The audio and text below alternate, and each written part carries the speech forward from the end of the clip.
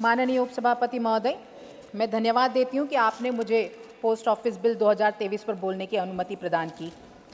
महोदय, जैसा हम जानते हैं कि पोस्ट ऑफिस बहुत समय से पुराने धर्रे पर चले आ रहे थे। डाकिया डाक लाया वाला गाना भी हमने सुना था, हमने देखा भी है, और वर्तमान समय के उद्देश्यों को पूरा करने के लिए वो काफ़ी नहीं था। मैं माननीय प्रधानमंत्री आदरणीय मोदी जी और माननीय मंत्री अश्विनी वैष्णव जी को बहुत धन्यवाद देती हूँ कि जिनके द्वारा इस बिल को सदन में लाया गया, और इस बिल में ऐसे कई प्रावधान किए जा रहे हैं जिसके कारण लाखों लोगों का भरोसा पोस्ट ऑफिस की तरफ और बढ़ेगा। माननीय महोदय, हम जानते हैं कि पुराना अधिनियम मुख्य रूप से मेल सेवाओं पर केंद्रित था, जबकि नए अधिनियम में मेल के अलावा कई तरह की नागरिक केंद्रित सेवाओं को भी शामिल किया गया है। इसमें डाकघर के विकास और आधुनिकीकरण को भी प्राथमिकता दी गई है। आज पोस्ट ऑफिस का काम सिर्फ लोगों तक डाक पहुंचाने का नहीं रह गया है, बल्कि आधार सर्विसेज, ऑनलाइन पेमेंट, पार्सल पहुंचाना, पेंशन पहुंचाने का, ऐसी कई सुविधाओं को देने का काम भी आज पोस्ट ऑफिस के माध्यम से किया जा रहा है। इस बिल के माध्यम से ऐसे कई प्रावधान किए जा रहे हैं, खासकर पोस्टल सर्विस के डायरेक्टर जनरल की शक्तियों में इजाफा किया जाना। इस बिल के माध्यम से उन्हें सेवाओं से जुड़ी जरूरी नियम बनाने की छूट होगी। वे मार्केट के हिसाब से पोस्टल चार्ज की दरें तय कर सकेंगे। अभी सदन में एक माननीय सदस्य ने कहा था कि इस बिल से लोगों की प्राइवेसी पर खतरा है, जबकि मैं क्लियर कर देना चाहती हूँ कि इस बिल में सुरक्षा बहुत महत्वपूर्ण है।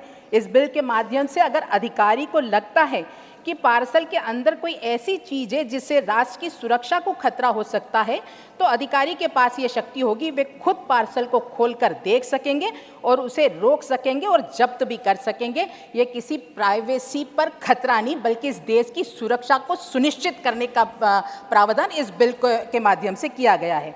साथ ही यदि किसी पार्सल को डाक का अधिकारी अगर संदिग्ध पाते हैं या उसकी ड्यूटी नहीं भरी गई हो या उसमें किसी तरह का कोई गैर कानूनी सामान हो, तो डाक अधिकारी सीधे कस्टम विभाग को सूचित करेगा, जिसके बाद कस्टम विभाग कानून के अनुसार कार्रवाई करेगा।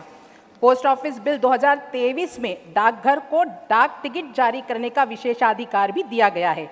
इसके अलावा डाक स्टेशनरी की आपूर्ति और इसकी बिक्री से संबंधित नियम भी दिए गए हैं। मैं माननीय प्रधानमंत्री जी को बहुत बहुत धन्यवाद देना चाहती हूं कि पिछले 9 वर्षों में डाकघर को माननीय मोदी सरकार द्वारा एक जीर्ण होती संस्था से ट्रांसफॉर्म करके विकसित बनाया गया है। न सिर्फ डाक सेवाएं बल्कि 100 से अधिक सिटीजन सेंट्रिक और वित्तीय समावेशन सेवाएं डाकियों द्वारा आज नागरिकों के घर द्वार पर दी जा रही है।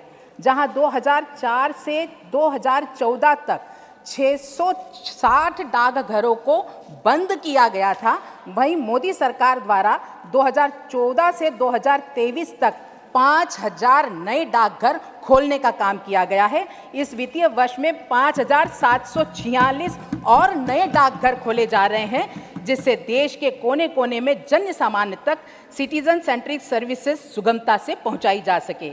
नारी सशक्तिकरण के क्षेत्र में डाकघर एक महत्वपूर्ण भूमिका निभा रहा है, चाहे वह बेटी बचाओ अभियान के तहत लाई गई सुकन्या समृद्धि योजना के खाते हो या महिला सम्मान बचत पत्र हो या डाकियों द्वारा घर घर जाकर खोले गए खाते हो।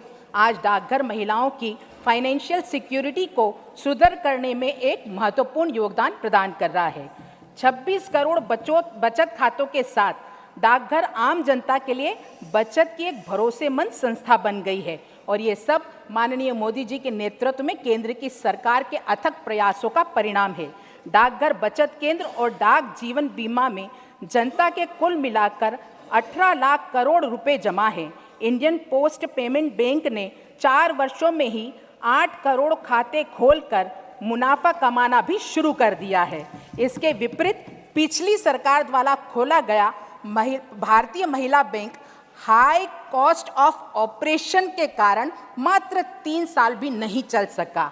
डाकघर विधेयक 2023 एक बहुत सरल लेजिस्लेशन है और मिनिमम गवर्नमेंट मैक्सिमम गवर्नेंस को सुनिश्चित करने का प्रयास है।